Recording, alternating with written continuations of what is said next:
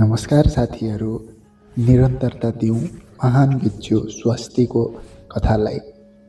स्वस्तिले आफ्नो घरमा अन्तिम रात आफ्ना भाइ बहिनीहरूसँग बिताइसकेपछि पल्ट बिहानै भगवान बुद्धसँग राजगृहको लागि प्रस्थान गर्नुभयो। धेरैजसो मानिसहरू छिटो यात्रा गर्थे, तर बुद्ध र उहाँका भिक्षुहरू बिस्तारै र अत्यन्तै सहजताका साथ हिँड्दथे। स्वस्तिको हिँडाइको गति सुस्त भएसँगै उनको मन पनि शान्त हुँदै गयो। उनी पूर्ण रूपमा बुद्ध, धम्म र सङ्घमा आफूलाई समर्पित गरिरहेका थिए र यही नै उनको मार्ग थियो। उनले आफूले चिनेको एकमात्र भूमि र मानिसहरूलाई अन्तिम पटक हेर्न पछाडि फर्के र उनले सुजाता र आफ्नो परिवारलाई जङ्गलका रुखहरूको छायामा बिलाउँदै गएका साना बिन्दुहरू जस्तै देखे। स्वस्तिलाई यस्तो लाग्यो कि बुद्ध कतै पुग्ने चिन्ता बिना केवल हिँडाइको आनन्द लिनका लागि मात्र हिँडिरहनु भएको थियो। सबै भिक्षुहरूको हकमा पनि त्यस्तै नै थियो। आफ्नो गन्तव्यमा पुग्न कोही पनि चिन्तित वा आतुर देखिँदैनथे। प्रत्येक व्यक्तिका पाइलाहरू ढिला, सन्तुलित र शान्त थिए, मानौ उनीहरूसँग रमाइलो पैदल यात्रा गरिरहेका थिए। कोही पनि कहिल्यै थकित देखिँदैनथे र तैपनि उनीहरूले प्रत्येक दिन राम्रो दूरी पार गर्थे। हरेक बिहान उनीहरू भोजनको लागि भिक्षा माग्न नजिकैको गाउँमा रोकिन्थे। उनीहरू सडकमा एकै पङ्क्तिमा हिँड्थे, जसमा बुद्ध सबैभन्दा अगाडि रहनुहुन्थ्यो। स्वस्ति सबैभन्दा पछाडि, राहुलको ठ्याक्कै पछाडि थिए। उनीहरू प्रत्येक श्वास र प्रत्येक पाइलालाई निहाल्दै शान्त र मर्यादित रूपमा हिँड्थे। कहिलेकाहीँ गाउँलेहरूले उनीहरूको पात्रमा भोजनको भिक्षा राख्दा उनीहरू रोकिन्थे। केही गाउँलेहरू सम्मान प्रकट गर्न सडकको छेउमा घुँडा टेक्थे। भिक्षुहरूले भोजन ग्रहण गर्दा उनीहरूले गाउँलेहरूका लागि मनमनै मङ्गल कामना गर्ने गर्थे। भिक्षाटन सकिएपछि उनीहरू भोजन गर्नका लागि कुनै रुखको मुनि वा घाँसे मैदान खोज्दै बिस्तारै गाउँबाट बाहिर निस्कन्थे।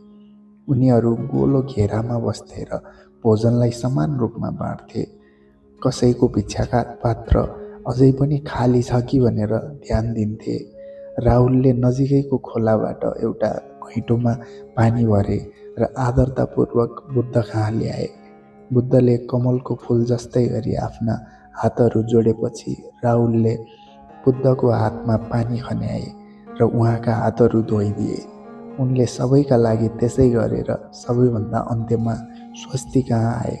स्वस्तिको अझै पनि आफ्नो भिक्षा पात्र नभएकाले राहुलले आफ्नो भोजनको आधा भाग एउटा ताजा केराको पातमा राखेर आफ्ना नयाँ साथीलाई दिए।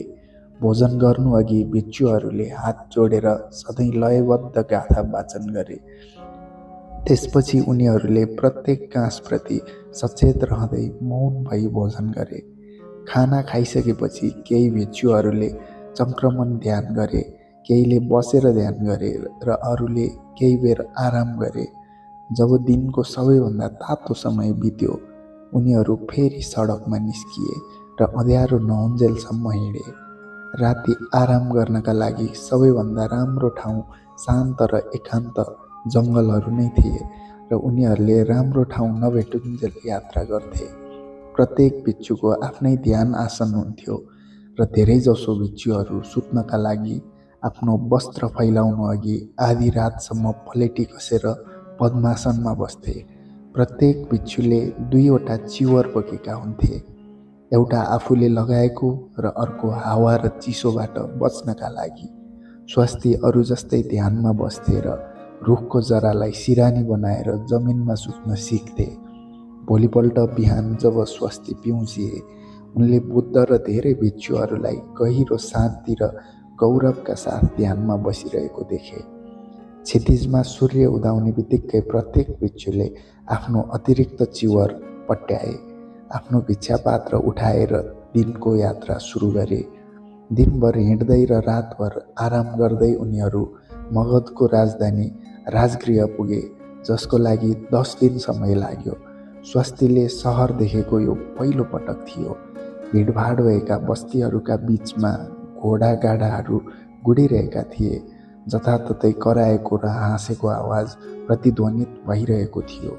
तर भिक्षुहरूको मौन यात्रा उस्तै शान्त थियो, जसरी उनीहरू शान्त नदीका किनारहरूमा वा गाउँका धान खेतहरूको बीचमा हिँड्थे। केही सहरवासीहरू उनीहरूलाई हेर्न रोकिए र कोहीले बुद्धलाई चिनेर आफ्नो सम्मान प्रकट गर्न गहिरो रूपमा शिर झुकाए। भिक्षुहरू सहरभन्दा केही पर रहेको वेणुवन विहार नपुगुन्जेल आफ्नो शान्त यात्रा जारी राखे। बुद्ध फर्कनु भएको खबर बिहारभरि चाँडै फैलियो र केही क्षणमै करिब 400 भिक्षुहरू उहाँलाई स्वागत गर्न भेला भए। बुद्धले धेरै कुरा भन्नु भएन, तर सबैको हालखबर र ध्यान साधनाको बारेमा सोधपुछ गर्नुभयो। उहाँले स्वस्तिलाई सारीपुत्रको जिम्मा लगाउनुभयो, जो राहुलका आध्यात्मिक शिक्षक पनि हुनुहुन्थ्यो। सारीपुत्र वेणुवन विहारका नवभिक्षुकहरूका आचार्य हुनुहुन्थ्यो र उहाँले करिब 50 जना युवा भिक्षुहरूको अध्ययनको रेखदेख गर्नुहुन्थ्यो, जो सबैजना 3 वर्षभन्दा कम समयदेखि सङ्घमा आएका थिए।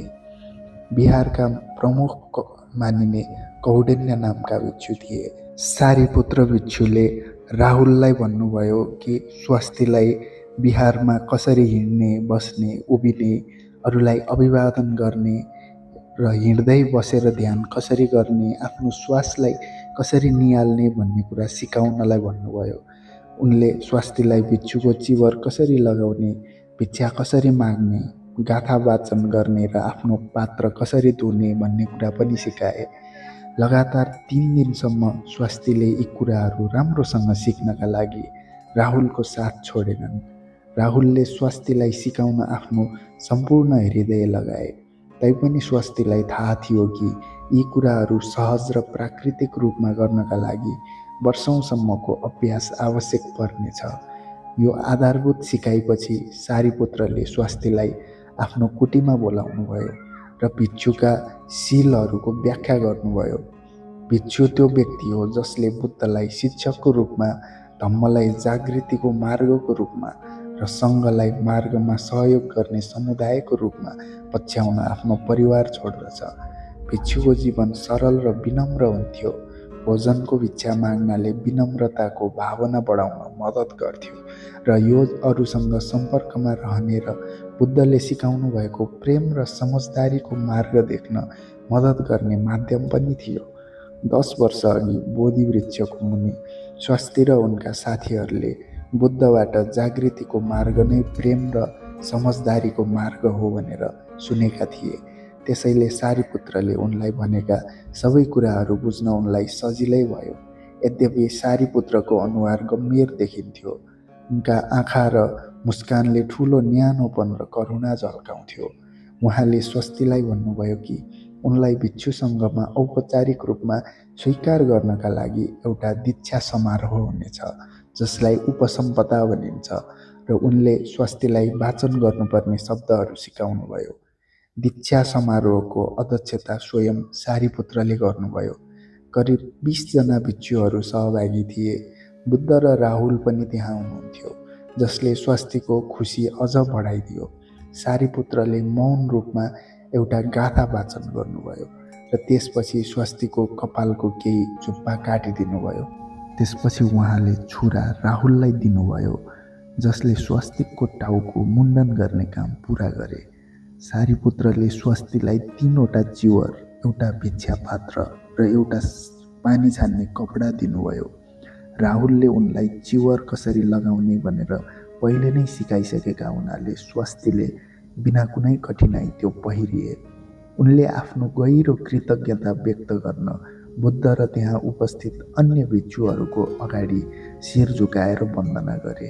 त्यसपछि सोही बिहान स्वस्तिले दीक्षित भिक्षुको रूपमा पहिलो पटक भिक्षाटनको अभ्यास गरे। वेणुवन विहारका भिक्षुहरू साना साना समूहमा राजगृह सहरतर्फ हिँडे र स्वस्ति सारीपुत्रको नेतृत्वमा रहेको समूहको हिस्सा थिए। बिहारबाट केही पाइला मात्र बाहिर निस्केपछि स्वस्तिले आफैलाई सम्झाए कि भिक्षाटन भनेको मार्गको अभ्यास गर्ने एउटा माध्यम हो। उनले आफ्नो श्वासलाई निहालेर सचेतताका साथ प्रत्येक पाइला शान्तिपूर्वक सारे। राहुल उनको पछाडि हिँडिरहेका थिए। यद्यपि उनी अहिले बिच्चु भइसकेका थिए। स्वास्तीलाई थाहा थियो कि उनीसँग राहुलको तुलनामा निकै नै कम अनुभव थियो। उनले आफ्नो भित्र विनम्रता र सदाचारलाई जगाउन आफ्नो सम्पूर्ण हृदयले सङ्कल्प गरे।